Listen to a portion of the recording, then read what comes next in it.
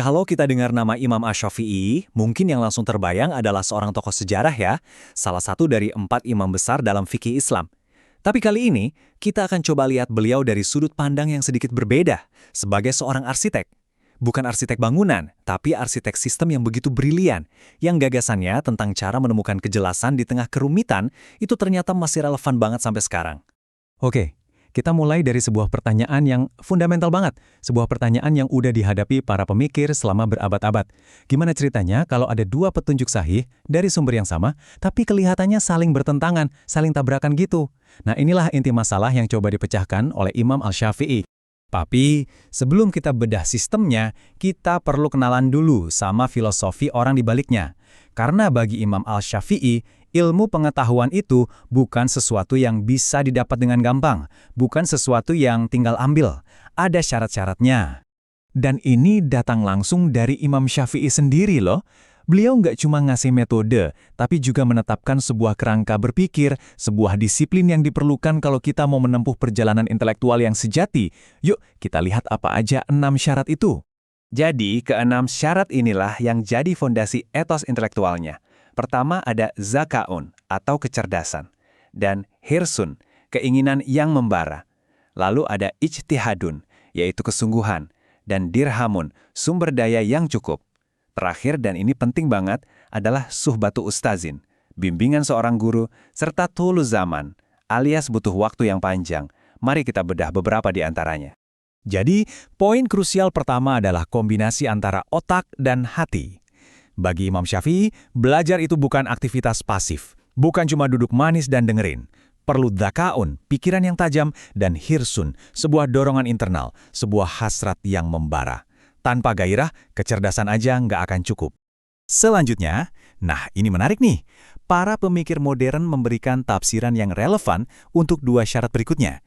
Ijtihadun itu bukan cuma soal rajin, tapi juga punya kemandirian untuk berpikir kritis, untuk membentuk pendapat sendiri. Dan dirhamun, ini bukan sekedar soal uang loh, tapi lebih ke akses. Akses ke sumber daya berkualitas, buku-buku terbaik, para ahli, dan tentu saja metodologi yang tepat. Dan yang terakhir, ini seakan jadi tamparan keras buat budaya instan zaman sekarang. Imam Syafi'i dengan tegas menolak gagasan ilmu instan. Syaratnya adalah bimbingan dari seorang guru atau mentor, dan prosesnya harus memakan waktu yang panjang. Ini soal kesabaran, soal menyerap ilmu secara mendalam. Nggak ada jalan pintas. Oke, sekarang kita udah paham mindsetnya. Mari kita beralih ke tantangan intelektual inti yang dihadapi Imam Syafi'i. Inilah panggung bagi kontribusi terbesarnya. Istilah teknisnya adalah mukhtalif al-hadith. Ini merujuk pada sebuah situasi di mana ada 2 hadis, dua-duanya sahih, tapi kalau kita baca sekilas, pesannya kok kayak berlawanan. Ini masalah besar, karena hadis adalah sumber hukum kedua setelah Al-Quran. Biar gampang, coba bayangin deh. Ada seorang dokter hebat ninggalin 2 catatan resep. Catatan pertama bilang A, catatan kedua bilang B. Dan kelihatannya A dan B ini bertentangan. Nah, apa dokternya salah? Atau jangan-jangan ada konteks yang kita nggak tahu? Mungkin resep A untuk kondisi X dan resep B untuk kondisi Y? Atau mungkin resep kedua itu adalah revisi dari yang pertama? Pertanyaan-pertanyaan semacam inilah yang dihadapi Imam Syafi'i. Dan dari sinilah kita masuk ke solusi jenius dari Imam Al-Syafi'i. Beliau nggak cuma kasih jawaban sporadis satu persatu, tapi menciptakan sebuah blueprint, sebuah cetak biru yang sistematis untuk menyelesaikan kontradiksi-kontradiksi yang tampak ini. Dan ini bukan interpretasi baru ya, seperti yang bisa kita lihat dari sumber akademis ini, Imam Al-Syafi'i adalah pionir yang pertama kali merumuskan metodologi yang mapan ini. Teks ini pada dasarnya menjelaskan tujuannya, untuk menyelesaikan pertentangan yang tampak dengan cara yang terstruktur, mulai dari mencari kompromi, memeriksa kronologi, sampai menimbang mana yang lebih kuat. Oke, ayo kita bedah toolkit ini. Metodenya ini hierarkis, jadi ada urutannya, kayak sebuah flowchart, nggak bisa lompat-lompat. Langkah pertama, selalu aljam atau rekonsiliasi. Coba kita cari cara supaya keduanya bisa dipahami sebagai sesuatu yang sama-sama benar. Mungkin konteksnya beda. Kalau itu benar-benar mentok, baru kita tindah ke langkah kedua, nasah atau abrogasi. Apakah satu riwayat datang belakangan dan membatalkan yang sebelumnya? Dan hanya jika kedua langkah itu gagal, barulah kita pakai jurus terakhir, tarji, yaitu menimbang-nimbang mana di antara keduanya yang punya bukti pendukung lebih kuat.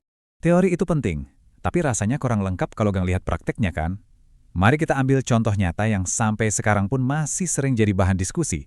Puasa sunnah di bulan Syawal. Hadis ini pasti sudah nggak asing lagi. Hadis ini menjelaskan pahala yang luar biasa besar untuk puasa sunnah 6 hari di bulan Syawal setelah kita menyelesaikan puasa Ramadan. Kedengarannya simpel dan jelas ya? Nah, disinilah muncul pertanyaan yang lebih detail. Gimana kalau seseorang karena satu dan lain hal punya utang puasa Ramadan yang harus dibayar atau diqodho? Apakah mereka harus bayar utang dulu, baru puasa Syawal? Atau, bisakah mereka menggabungkan niat puasa qodho sekaligus puasa sunnah Syawal dalam satu hari? Ini adalah jenis pertanyaan praktis yang dijawab oleh kerangka berpikir mazhab Syafi'i. Dan ini menunjukkan betapa cemerlangnya sistem Al-Syafi'i.